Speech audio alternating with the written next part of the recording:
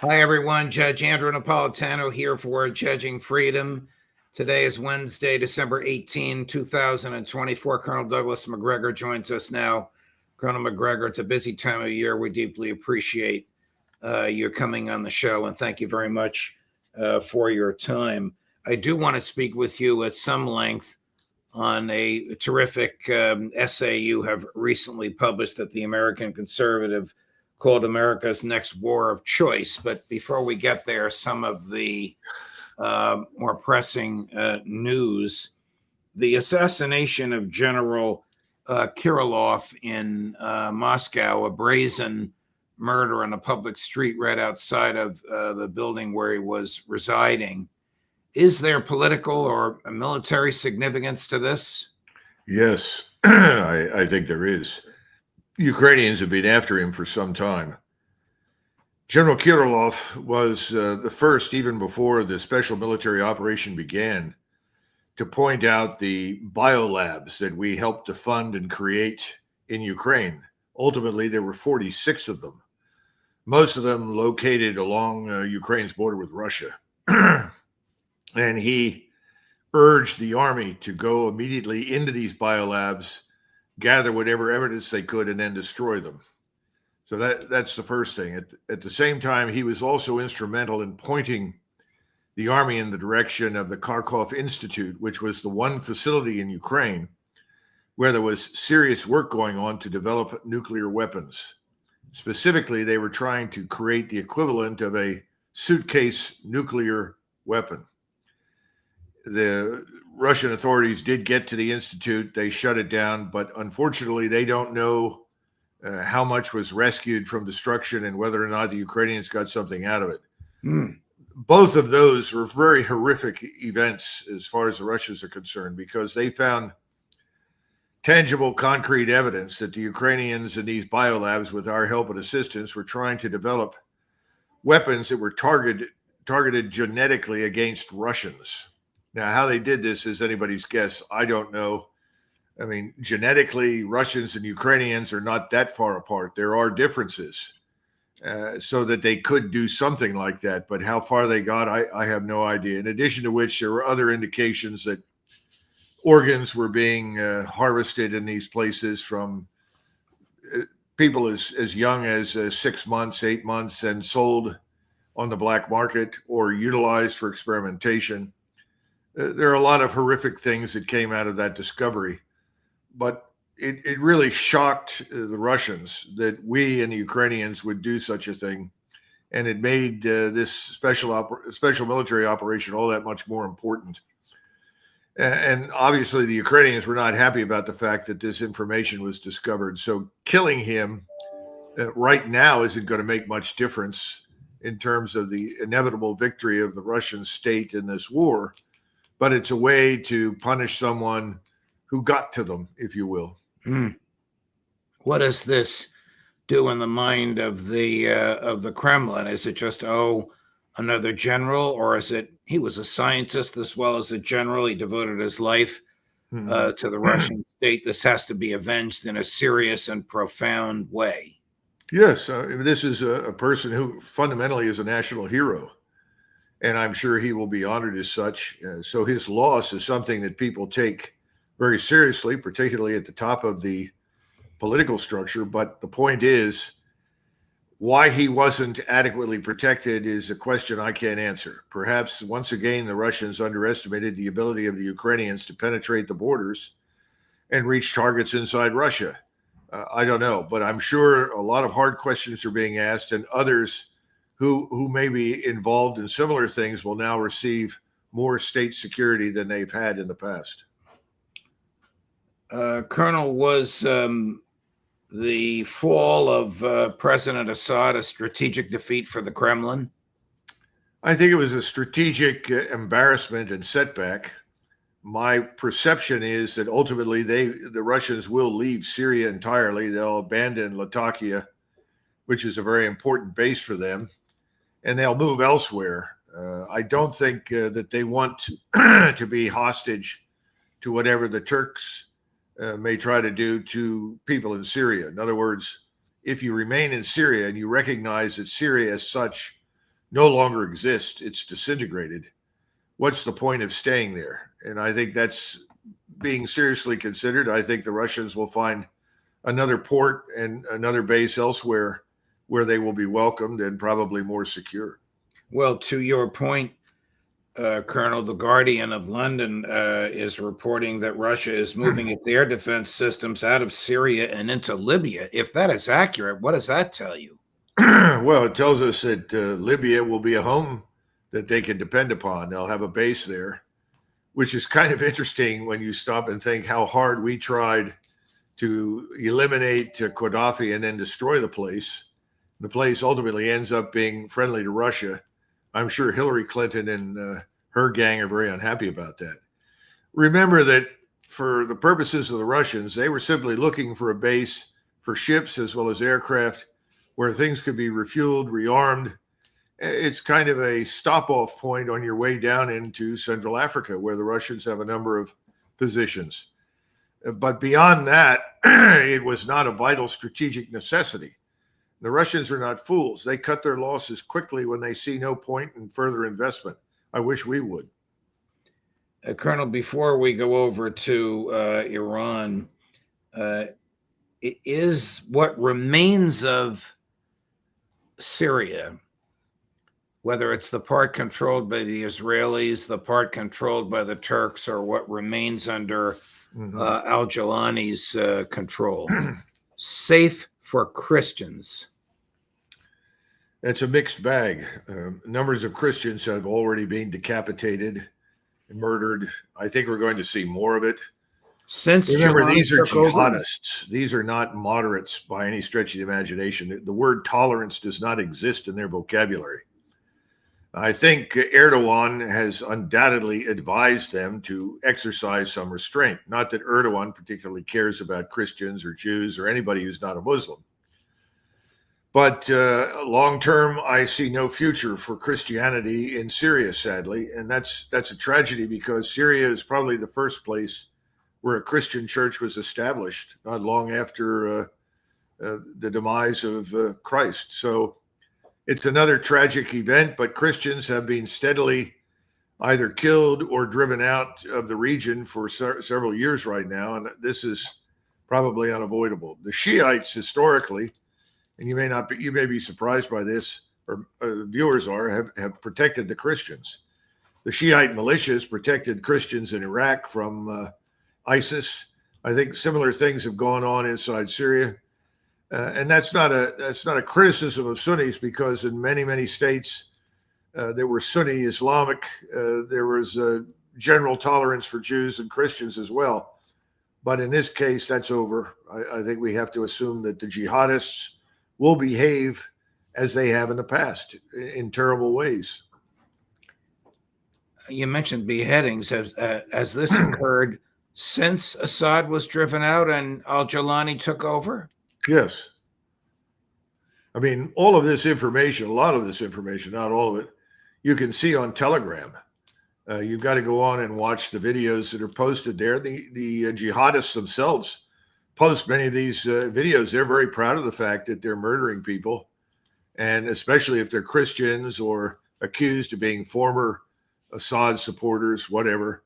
This is an act of terrorism that they know strikes fear in the hearts of others in the region, and that's why they're doing it. Would I be accurate in concluding that the CIA has no remorse for what it unleashed there? Look, I don't think the CIA has remorse about anything. It could care less about human life. If we had any interest at all in human life, we would have stopped this fiasco in Ukraine a long time ago. Instead, they continue to lie about everything. Everybody does in the West. MI6, CIA, Mossad.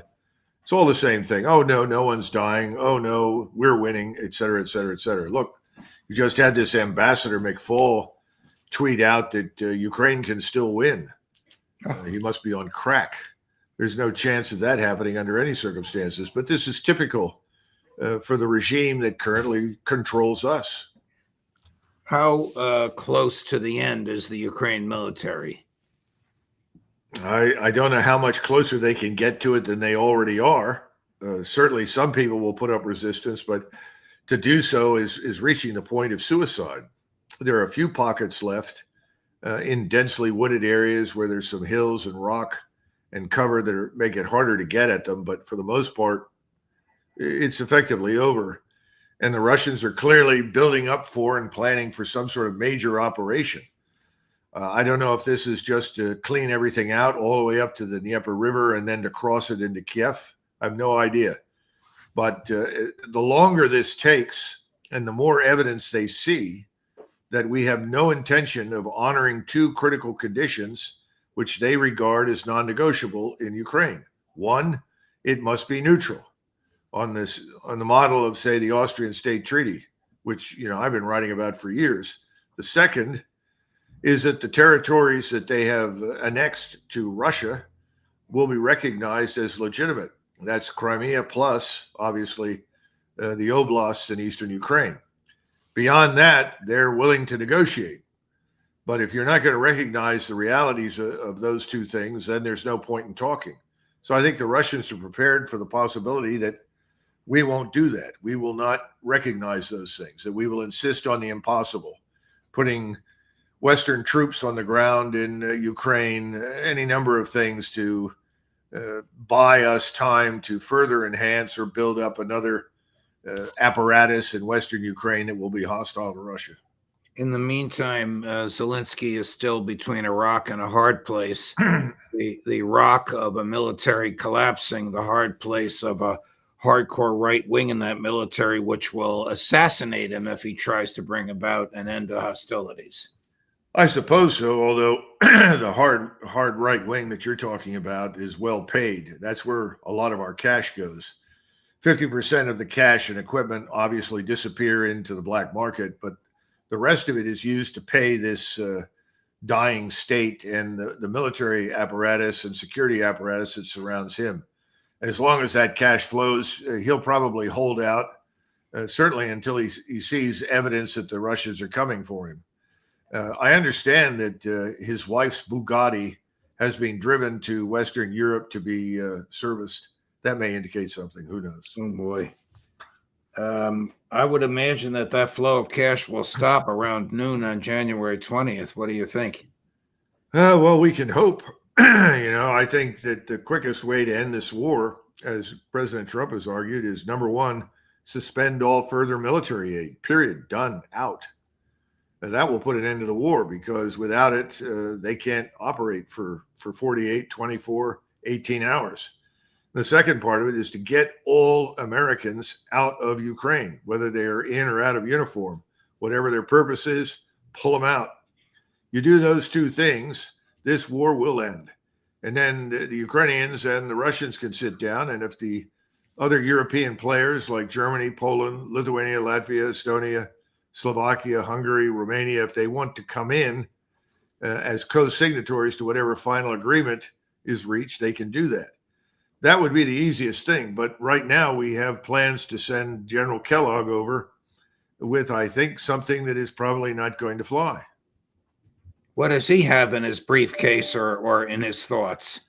Well, I don't know about any thoughts, but I don't imagine that we have a clear picture. We've listened to all sorts of suggestions that involve some measure of pushing the Russians back off of what they've got. We also have things about bringing in non-NATO European forces or non-European forces as a security zone, on and on and on. All of that is nonsense that the Russians are not going to take under any circumstances. Switching gears, Colonel, does Iran pose any national security threat whatsoever to the United States? No, and it really never has, unfortunately. So I don't know what to tell you. Iran is the next chosen enemy of the United States. And I'm sure that, we've adopted Israel's perspective, and the Israeli perspective is quite clear. Iran is the source of all evil and must be destroyed. So I see a lot of evidence for that thinking right now. It doesn't matter which party. It doesn't matter who is governing in Washington. I think you're right. I think the president-elect has bought that argument. And certainly the people around him have articulated that argument, from Marco Rubio to Mike Waltz to Sebastian Gorka. I don't know that Tulsi Gabbard has, but certainly the people that will have the president's ear on this. Is Prime Minister Netanyahu in a hurry to commence war with the United States against Iran? I think there's pressure on him to do so. Some of it is self-generated, and some of it comes from people around him and sources, intelligence sources that he has. I think we have to understand something first and foremost. President Trump is someone who is very transactional. And if he asks you to sit down with him and hammer out an agreement, he means it. And he thinks of himself as a brilliant deal maker. Now, this scares the Israelis. It scares lots of people because there's always the danger that President Trump offers some sort of arrangement, some sort of agreement with Iran, and that he's willing to sit down and come to an agreement. If he thinks it's reasonable, if he thinks it's fair, he thinks that we and they and everyone profits from it, because that's really how you get a good agreement in international relations. I think President Trump's likely to take it. President Trump is not someone who is bloodthirsty and can't wait to push the button and go to war. That's not his inclination at all. I think the Israelis know that. And so if you're an Israeli surveying the territory right now, thanks to us and the support that they've gotten from CIA and MI6, as well as all the military support and technology that we provide, Syria no longer exists. It's gone. It's a region, not a state, not a nation. Now, we can argue whether it ever was, but the point is it's non-existent now. The clear and unambiguous winner in all of this is, first and foremost, Turkey. We talk a lot about the Israelis. This is a big win for Mr. Netanyahu, maybe. But the big winner in the region right now is Turkey. There are only two real great powers in the region who've controlled events there for the last 1,500 to 2,000 years. One is Persia, or what we call Iran today, and the other is Turkey. The Turks have won this particular round because Syria is part of their empire, as is most of northern Iraq. The Kurds are an enormous problem for the Turks, and they want to put this problem to bed. They're going to clean out the Kurds that are in northeastern Syria. That's inevitable. They're going to do that come hell or high water. Now, while that's going on, I think Mr. Netanyahu has to decide if he's going to attack Iran or not. And I think he's probably inclined to do it for the reasons, first of all, that I mentioned earlier. Perhaps President Trump changes his mind. President Trump is an independent thinker. He can do things differently from what he originally decided to do. If he decides to go for a deal or an agreement, I don't think that's something that the Israelis want. I think they want to eliminate Iran as a major contender for power in the region. Secondly, not that I think it's possible, but that's what they want. Secondly, the Turks are going to be busy up in northeastern Syria with the Kurds and reining in the Islamists, preventing them from doing any more damage than is absolutely necessary. So that means that the Israelis are going to sit on the terrain they've captured in Syria. They're going to maintain the so-called security zone, which is not hard to do. Most of it in southern Syria is just open desert. We are certainly not going to abandon the Israelis. The question in Erdogan's mind is, what are we going to do with the Kurds? Because the 900 soldiers that we have sitting on Syrian soil are under the Kurdish administration. In other words, they're in the Kurdish area. There are also some Arabs there, but it's overwhelmingly Kurdish and anti-Turkish. That I don't know. I don't know what the plans are. And as you know, we've flown airstrikes in support of these jihadists, not all of them. Some of them are jihadists, rebranded Al-Qaeda, al-Nusra.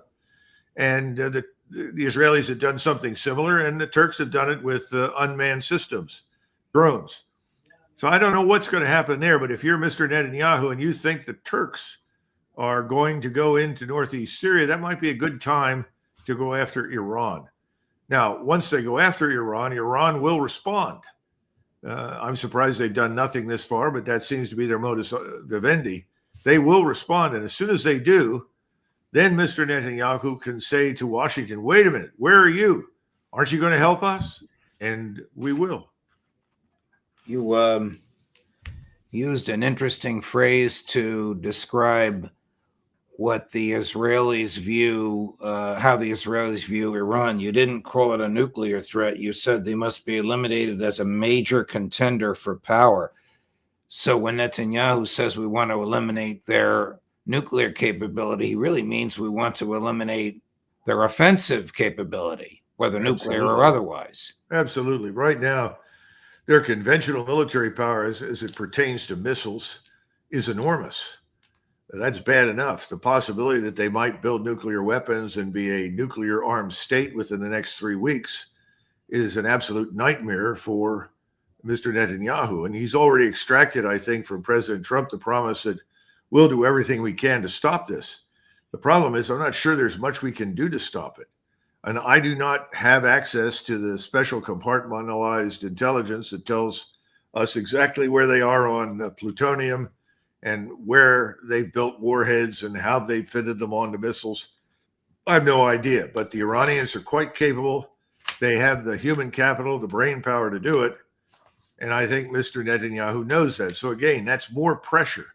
But you want Iran out of the business of determining what happens in the rest of the Middle East. You do that by bringing in the Turks, who have no love for the Iranians, and let the Turks loose on their enemies while you sit on the terrain that you captured and try to defend it.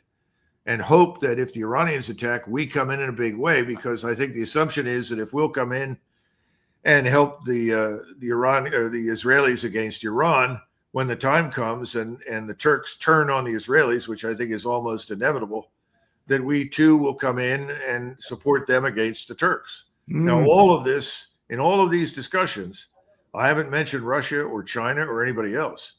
And those are things that we do need to address. Well, Russia, I believe, has a defense treaty or an agreement of some sort with Iran, does it not? Yes. And we don't know all of the components of that treaty, but clearly, now that Mr. Erdogan has betrayed Russia, remember they had agreements in Astana and Sochi that they made with Erdogan, trying to bury the hatchet that left Mr. Erdogan with 15, 16, 17,000 armed insurgents in and around Idlib, as well as our rebranded Al-Qaeda, al-Nusra types down further to the south and the west, roughly 11,000. When the Russians and the Iranians and the Turks made this deal, the idea was that this would grant Syria some pause to rebuild itself. Well, that was nonsense, because we had no interest in seeing Syria rebuild itself.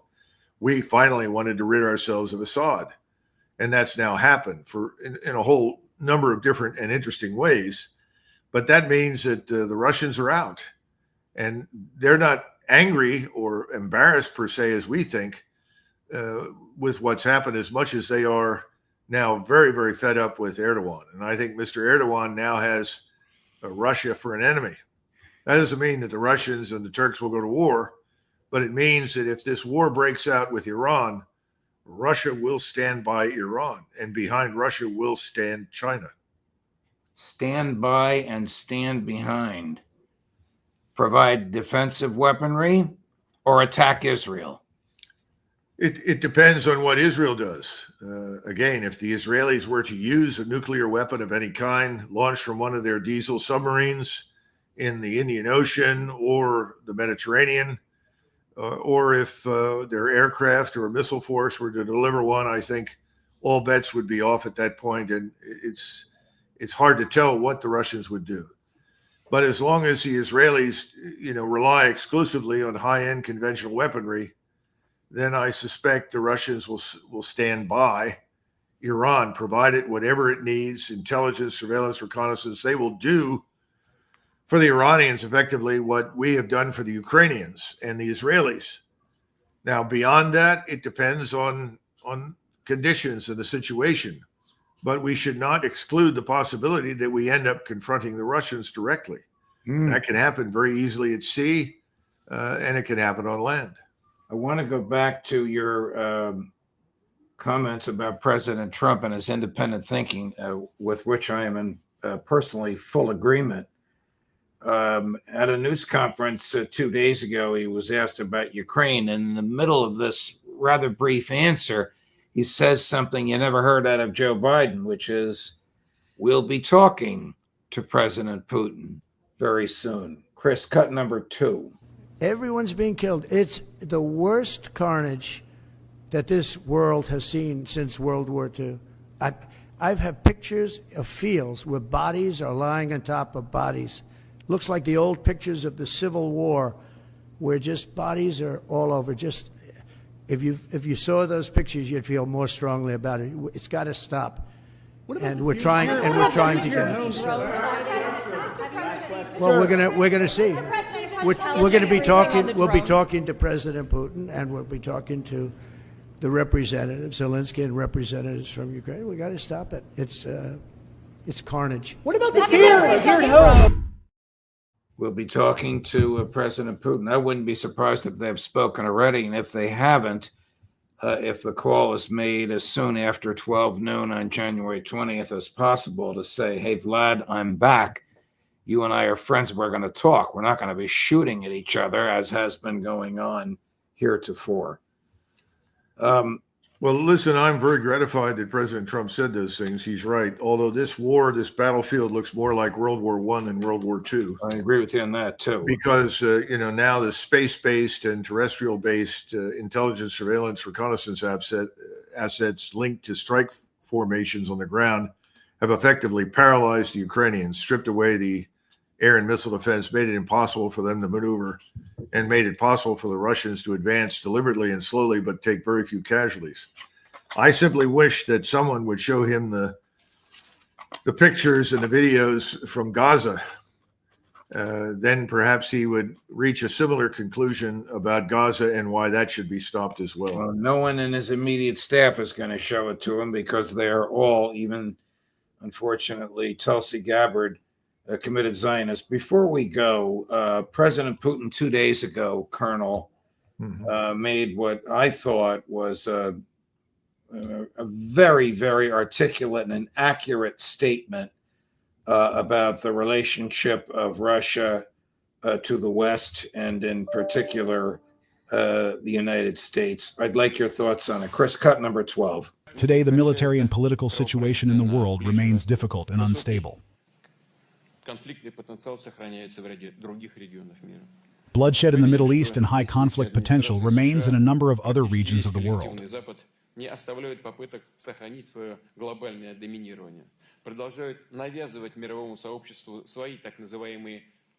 We see that the current U.S. administration, almost the entire collective West, does not give up trying to maintain its global dominance and continues to impose its so-called rules on the world community,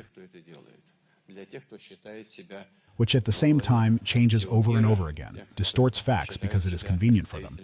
But in fact, there is only one stable rule: no rules for those who do this, for those who consider themselves at the head of the whole world, those who representatives of the Lord on earth, although they themselves do not believe in the Lord and wage hybrid wars against undesirable states and implement a policy of containment, including in relation to Russia, the desire to weaken our country to cause a defeat for us. The United States is send advisors, and thereby signaling a further escalation of the conflict. What do you think? In the essay that you referred to, James Carden and I tried to make the argument that we've supplanted this phony phrase of rules-based order with one word: chaos. You have to think of the United States and its Israeli ally as essentially arsonists. We've decided to burn down everything we don't like. We burned down Syria. We're burning down Gaza. We'll burn down the West Bank. We may well burn down Jordan before we're through, and even parts of Egypt, all the way to the Nile. Who knows? Look at Lebanon, same thing, destruction and chaos. That's the problem. We behave like arsonists. We're not imposing any rules-based order. We're not working to create any order. We're currently interested in joint Israeli-Turkish hegemony over the Middle East. Now, how long that lasts depends heavily on what happens between Israel and the Turks in the near future. It's not going to be easy, because while the Turks are happy to cooperate in the liquidation of Syria, they are very uncomfortable with the idea that they are allies of the Zionist Jewish state that is killing tens of thousands, hundreds of thousands of Muslims. So I think we are seen as arsonists. We're not seen as anything constructive. I don't think that's going to change in the near future. So that's the first comment. The second is there's no interest really long-term inside the United States in what happens there. I know that seems strange. We would like to control the flow of oil and natural gas. If we can divert it from the region through Syria, or better yet, through Israel into Europe, we'll probably do that. And that's going to put us into a difficult position with the Turks, who obviously would like to control that flow as well. So this thing is at the beginning, not the end. We're just glimpsing the beginning of this regional war. Can Turkey stay in NATO, and can Turkey join BRICS? Turkey has been a paper ally in NATO for a long time. Nobody deludes themselves about that in Europe. But I think the attitude is, as long as we are the international guardian of Israeli interests, and Israel is going to be protected by the United States, most of the European states will follow suit. And if they have to become hostile to Turkey because we don't like what the Turks are doing, they'll probably go along with it. And that's the danger with all of this. We are siding with a particular group of people in the region without regard to the interests of anybody else. There is no interest in trying to find out what it is that everybody else wants. Hence, we just impose things. Colonel, thank you very much, my dear friend, for your extraordinary analysis of a broad range of issues. If we don't see you next week, a Merry Christmas to you and your family. If we can see you next week, all the better, and we'll wish you a Merry Christmas again. Okay. Thanks, Judge. Same to you and everybody else. Thank you. All the best. Coming up later today at 3:30 this afternoon Eastern Time, Phil Giraldi, Judge Napolitano for Judging Freedom.